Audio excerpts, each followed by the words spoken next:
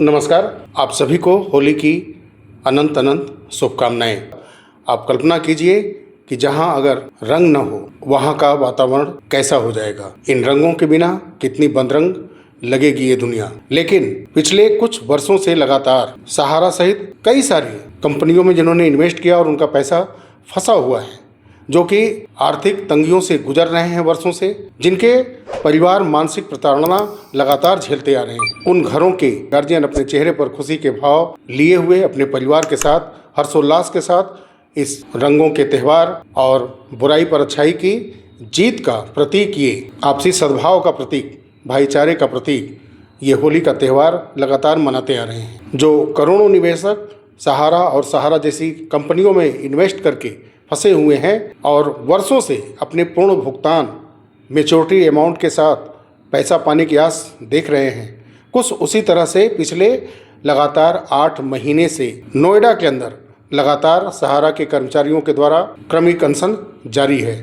और देखिए कि वो भी अपने दिलों में ढेर सारे गम छुपाए हुए हैं। आर्थिक तंगी है, मानसिक प्रताड़ना है, फिर भी जो भी लोग कर्मचारी वहाँ पर बैठे हैं, अनशन कर रहे हैं, वो एक परिवार जैसा बन चले हैं और वो आपस में एक दूसरे को अबीर गुलाल लगा करके इस बार 2026 की इस होली को उन्होंने बिल्कुल हर्षोल्लास के साथ अपने चेहरे के हजारों गम को छुपाए हुए मना रहे हैं। लेकिन ये सिस्टम जिसमें सरकार है, हमारे देश की न्यायपालिकाएं हैं, सहारा का शीर्ष प्रबंधन है, चाहे वो PACL का शीर्ष प्रबंधन हो या तमाम ऐसी कंपनियां जो कि इन्वेस्ट कराई और गबन करके भग गई और उनको कहीं न कहीं इस देश की सरकारें शरण देने में, यहाँ का प्रशासन शरण देने में कामयाब हो जाता है।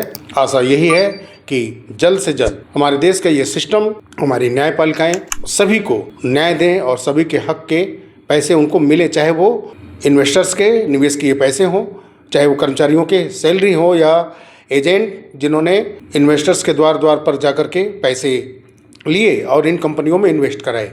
तो सभी के हक का पैसा इन क्रूर सिस्टम से मिलना चाहिए, न्यायपालिका को न्याय करना चाहिए। सिटी सेशन कोर्ट कलकत्ता के अंदर आप जानते हैं कि 2 मार्च को OP श्रीवास्तव के बेल पिटीशन पर सुनवाई हुई है। आर्डर की कॉपी जो कि छुट्टियां हैं इसलिए अभी अपलोड नहीं हुई है, लेकिन नेक्स्ट बेल पिटीशन की सुनवाई पर डेट आ गया है, वो है 7 मार्च। 7 मार्च को OP श्रीवास्तव के बेल पिटीशन पर सुनवाई फिर से एक बार सिटी सेशन कोर्ट कलकत्ता करेगा।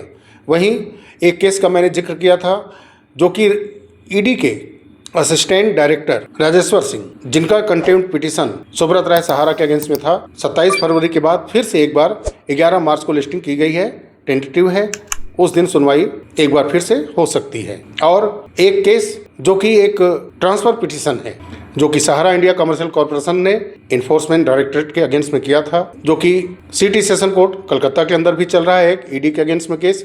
और एक केस का जो सुनवाई हुआ था इलाहाबाद हाई कोर्ट के अंदर और उसको इलाहाबाद हाई कोर्ट के लखनऊ बेंच ने खारिज कर दिया था। तो ये ED से संबंधित ये केस जो कि एक ट्रांसफर पिटीशन के रूप में सहारा इंडिया कमर्शियल कॉर्पोरेशन लिमिटेड ने जो कि 27 अक्टूबर 2025 को फाइल किया था और उसको फिर लिस्ट कराया गया 27 फरवरी 2026 में, तो उसकी भी सुनवाई की नेक्स्ट टेंटेटिव लिस्टिंग डेट 13 मार्च 2026 सुप्रीम कोर्ट के पोर्टल पर अपडेट की गई है। तो ये कुछ जो केस चलते आ रहे हैं जो मार्च के महीने के अंदर सुने जाने हैं। तो इस सुनवाई पर क्या महत्वपूर्ण अपडेट इन कोर्ट से आता है, इस पर निगाहें रहेंगी, इससे अपडेट मैं आपको करता रहूँगा।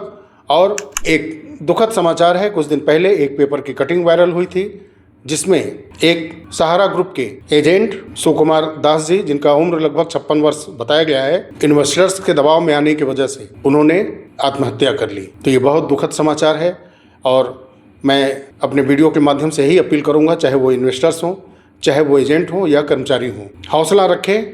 वर्षों की लड़ाई आप लड़ते आ रहे हैं, तो आखिरी के कुछ समय आप हतोत्साहित होकर के कोई भी गलत कदम न उठाएं। कितनी बड़ी लड़ाई आपने लड़ी है, तो जब जजमेंट का समय है, इस सिस्टम को आपने झकझोरा है, उससे निर्णायक हक लेने का समय है, तो इतना गलत डिसीजन आप बिल्कुल ना लें। अपने आप को सुरक्षित रखें और अपने परिवार को, जो कि पहले से ही बहुत दुखद परिस्थितियां झेलती आ रही हैं, आर्थिक तंगियां झेलती आ रही हैं, उनको इतना बड़ा दुख ना दें। अपने परिवार के बीच से अपने आप को खत्म ना करें। क्योंकि कहीं न कहीं जो एजेंट हैं, ज़्यादातर लोग अपने घर के मुखिया हैं, अपने घर के सारे खर्च, सारी व्यवस्थाएं वो देखने वाले हैं, चलाने वाले हैं। आप रहेंगे तो आपके परिवार का हौसला बढ़ा रहेगा, उम्मीदें कायम रहेंगी। जिस घर के मुखिया अचानक अगर चले जाएंगे, वो भी इस तरह से हृदय विदारक तरीके से अपने आप को ख़त्म कर लेंगे, तो वो परिवार टूट जाएगा। तो निसंदेह मैं अपेक्षा करता हूँ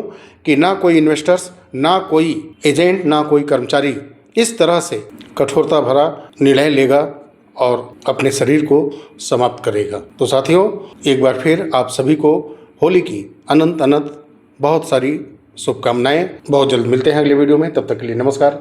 जय हिंद, जय भारत, वंदे मातरम।